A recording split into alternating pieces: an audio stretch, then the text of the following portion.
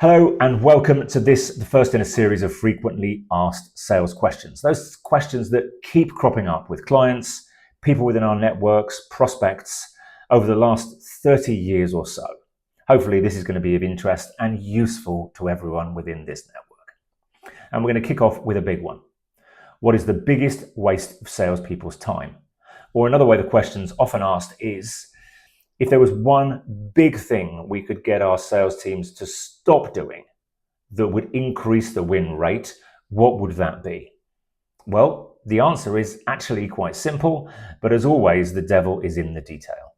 The answer is, the biggest waste of salespeople's time is simply chasing the business that they never are going to win. If they could just qualify out of a percentage of that unwinnable business earlier on in the sales cycle, just think about the amount of time they could reinvest into winnable opportunities. I'll give you a couple of examples. Firstly, most salespeople, when they think of their pipeline and their prospects, they think about it in terms of, what am I doing next? What are my actions to progress this sales opportunity?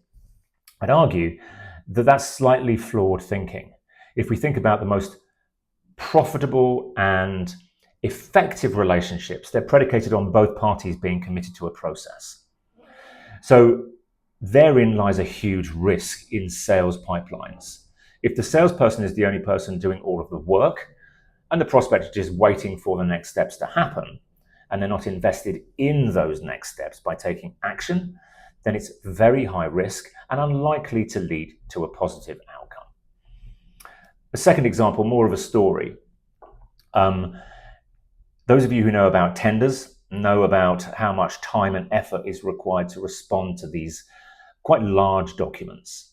Multiple people working multiple hours a day to pull together a tender response for a new business opportunity.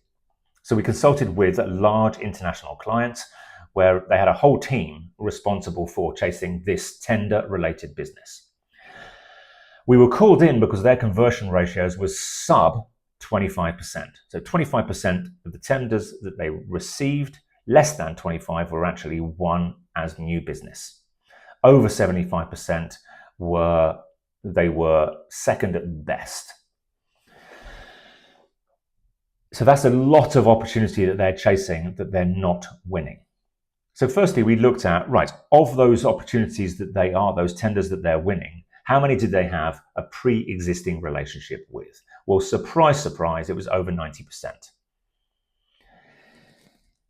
So what we did is we put in place a simple qualification rule or standard that if a tender arrives and we didn't know it was coming and we don't have a pre-existing relationship or communication channel, then we decline.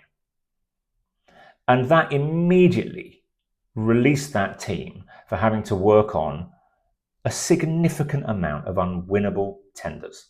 Now, we didn't just leave it there. We saw that there would be potentially an opportunity to decline that tender, but write to a senior person within that business who has a stake in the output of that tender, thanking them for inviting them to the tender, and to suggest an exploratory conversation so that the next time a tender comes out, they'll be well positioned to present a compelling recommendation.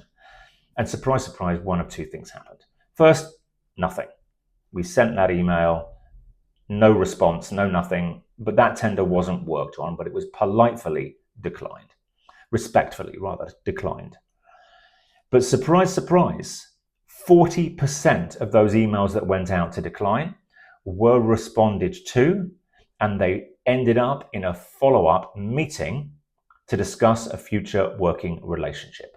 So now we're building future pipeline. And we're not spending an inordinate amount of time and resource chasing business that we're never going to win. Hope that's useful. Hope you can go away and apply some of those answers, and I'll see you on the next one.